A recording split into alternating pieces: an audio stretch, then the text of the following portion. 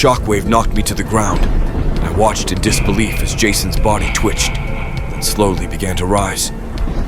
He was back, more monstrous than ever. His eyes glowed with an unnatural malevolence. His strength seemed otherworldly. Welcome back to A Midnight's Tale. Tonight's story is of a mistreated kid that became a man of the undead. More so, the iconic madman of Crystal Lake. I would say he would haunt your nightmares, but that's a monster for another tale. So lock your door, grab your weapon, enjoy, and have a terrifyingly good night.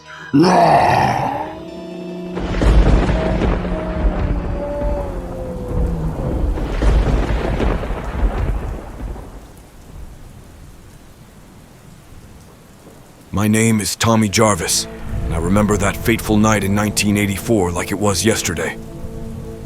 My sister Trish and I lived with our mother in the woods near Crystal Lake. Our parents were divorced, and it was just the three of us. Little did we know that our quiet life was about to be shattered by terror. It all started when a group of teenagers rented a cabin at Higgins Haven.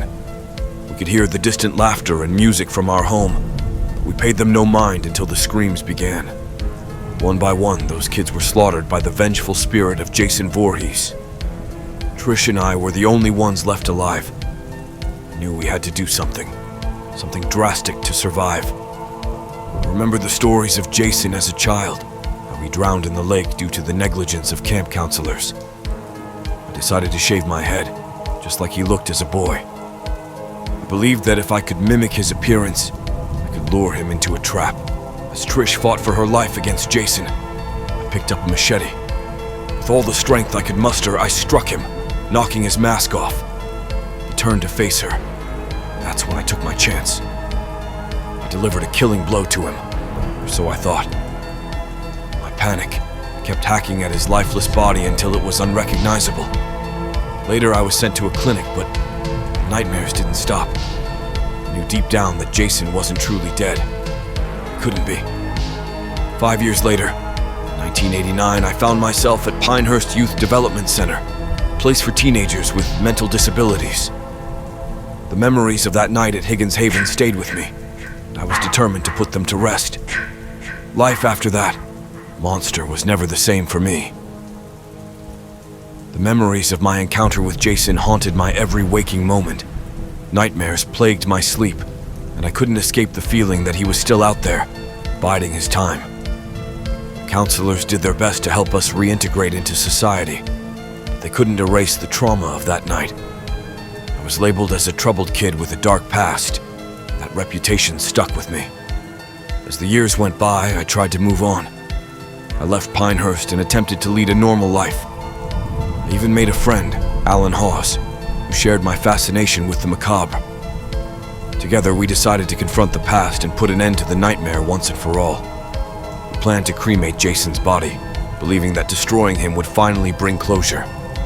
We journeyed to the cemetery where Jason lay buried, our hearts heavy with fear and determination. The night was ominous, clouds gathering in the sky as if the heavens themselves warned against our mission. As we dug up the grave, I couldn't help but tremble with a sense of impending doom. When we uncovered Jason's decomposing corpse, a surge of anger and terror coursed through me. The memories of that fateful night at Higgins Haven flooded back, and I snapped. With a metal fence post in my hands, I repeatedly stabbed his lifeless body, my rage blinding me to the consequences. And then, it happened. Lightning split the sky, a jagged bolt of electricity striking the fence post. The shockwave knocked me to the ground, and I watched in disbelief as Jason's body twitched, then slowly began to rise. He was back, more monstrous than ever. His eyes glowed with an unnatural malevolence. His strength seemed otherworldly. Alan screamed in terror as Jason turned his attention toward us. I knew we had to run to get help, but the fear rooted me to the spot. Before I could react, Jason struck. His hand closed around Alan's throat, lifting him effortlessly into the air. With a sickening crunch, he snapped Alan's neck, ending his life in an instant. I staggered back, horrified and filled with grief for my friend. Jason's gaze turned to me, and he advanced with slow, deliberate steps. I fled, desperate to escape the unstoppable monster. But there was no escaping fate. Sheriff Garris, who had dealt with me years before, found me and believed I was the cause of this new nightmare. He locked me up, convinced that I was a danger to society.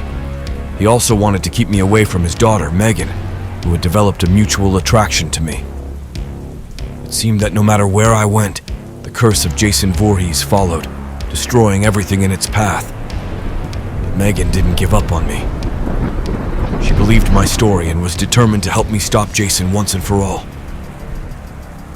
We gathered our courage and returned to Crystal Lake, knowing that our lives were at stake.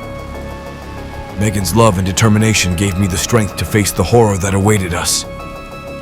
As we confronted Jason on that dark, foreboding lake, I knew it was our last chance. I had a plan to chain a boulder to his neck and sink him to the bottom, just as he had been as a child. We lured him into the water. As I attempted to execute the plan, Jason's inhuman strength prevailed. He pulled me into the icy depths of Crystal Lake. I felt myself drowning, my lungs burning for air. I was helpless, and it seemed that my journey would end at the hands of the very monster I had tried to defeat. But Megan, my savior, refused to let me die. She used the boat's motor to damage Jason and free me from his grasp. With a combination of sheer determination and CPR, she brought me back from the brink of death. Gasping for air, I watched as Megan's heroic efforts paid off. It was finally over, or so we thought. As we looked back at the lake, we saw him, still down there, waiting for someone to set him free, to continue his reign of terror. Jason Voorhees was an evil that could never truly be vanquished, only contained. So, the nightmare persisted, lurking beneath the surface of Crystal Lake. A chilling reminder that some horrors can never be fully extinguished.